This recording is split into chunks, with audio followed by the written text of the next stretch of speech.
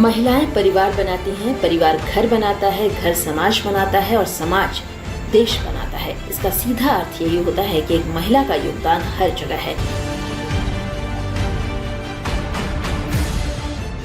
महिलाओं की क्षमता को नजरअंदाज करके समाज की कल्पना व्यर्थ है। शिक्षा और महिला सशक्तिकरण के बिना परिवार, समाज और देश का विकास नहीं हो सकता। और आज इसी के कारण हर क्षेत्र में महिलाएं पुरुषों के साथ कदम से कदम मिलाकर चल रही हैं और अपना परचम हर क्षेत्र में लहरा रही हैं। बता दें कि मुंबई की रहने वाली सोनिया, जिसका सपना पुलिस ऑफिसर बनना था, पर वो हार न मानते हुए आज बस ड्राइवर है।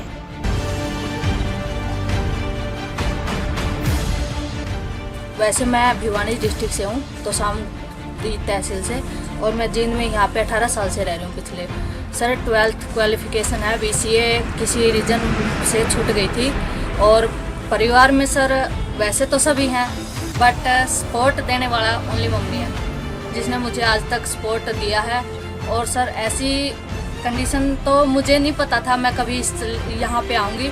मैंने कुछ फिजिकल की तैयारी कर रही थी, पुलिस में जाने की तैयारी कर रही थी, तो कुछ ऐसा हुआ सर, मैं वहाँ पे पीछे रह गई, 1-2 नंबर से रह जाती थी। तो मम्मी ने मुझे हौसला दिया कि नहीं, तुझे अपने पैरों पे खड़ा होना है, मैंने तुझे अपना बेटा माना है, तो तुम मेरा बेटा बन के दिखा। और सर मैंने इसी वजह से उनके कहने पे यहाँ पे आई हूँ। सर आज मैं जो भी हूँ उनकी वकालत हूँ। बता दें कि सोनिया की मां सोनिया को पुलिस बनाना चाहती थी, लेकिन किसी कारणवश वह फिजिकल एग्जाम में सफल नहीं हो पाई, जिसके कारण सोनिया ने ठाना कि वो हार नहीं मानेगी और वह आखिरकार बस ड्राइवर की ट्रेनिंग ली और आज वो एक कुशल बस ड्राइवर है। मम्मी वरदान हॉस्पिटल में है और सर वैसे सब कुछ है मेरे पास, जो लेडीज़ के पास A to Z चीज़ें जो लेडीज़ के पास होनी चाहिए सब कुछ है मेरे पास, बट कुछ रीज़न ऐसे हैं जो सपोर्ट नहीं कर पा रहे हैं। और सर वरदान हॉस्पिटल में है, प्राइवेट जॉब करते हैं, तो भाई भी है, उम्र में छोटा है, लेकिन ऐसा नहीं है कि वो कुछ कर सकता हो, माइंड में थोड़ा है उसमें। पुलिस में भर्ती होना था मुझे, तो वहाँ पे दिल्ली पुलिस में और चंडीगढ़ पुलिस में मैंने मेहनत बहुत की।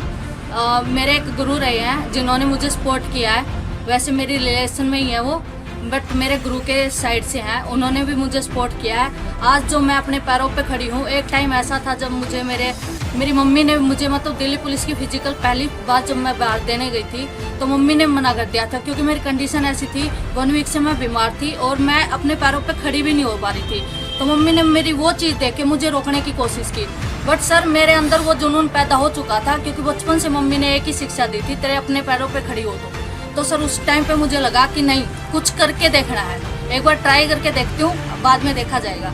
तो सर मैं वहाँ पे खड़ी हुई और सर मैंने ऐसा हुआ कि 150 लड़कियों में फर्स्ट आई थी, फर्स्ट डिवीज़न पे आई थी। तो सर उसमें मैं ये हुआ कि उस टाइम पे मम्मी ने मुझे और ज़्यादा सपोर्ट किया। तो सर उस चीज़ को देख के मम्मी ने बोला कोई बात नहीं, अगर वो नहीं मिल पाया तो तू इस लाइन में चली जा, तेरे लिए और कुछ बेटर शायद लिखा होगा तेरी लाइफ में। तो मैंने सोची नहीं थी, बचपन से सिर्फ एक ही सपना था कि पुलिस में लगना, हरियाणा भी नहीं बाहर की। बट अब मुझे खुद समझ में नहीं आया जब मम्मी ने बोला कि हैवी लाइसेंस तैयार करवा, और जब मैंने हैवी लाइसेंस के लिए फाइल जमा करवाई थी, तो उस टाइम तक भी मुझे ये कंफर्म नहीं था कि मैं यहाँ पे आऊँगी। हरियाणा तो मैंने छोड़ ही दिया था, दिल्ली और चंडीगढ़ की साइड में जा रही थी या फिर फौज में।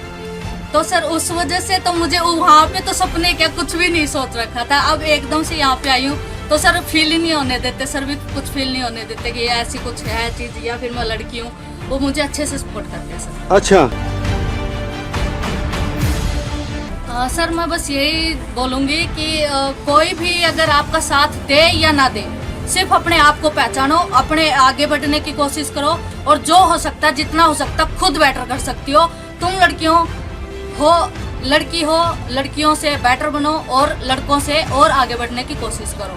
हो सकता है कभी कल्पना चावला को भी नहीं पता था शायद वो हवाई जहाज उड़ाएंगी या फिर आसमान में उड़ेंगी। जो वो आसमान में उड़ सकती हैं, तो क्या हम बस नहीं चला सकते?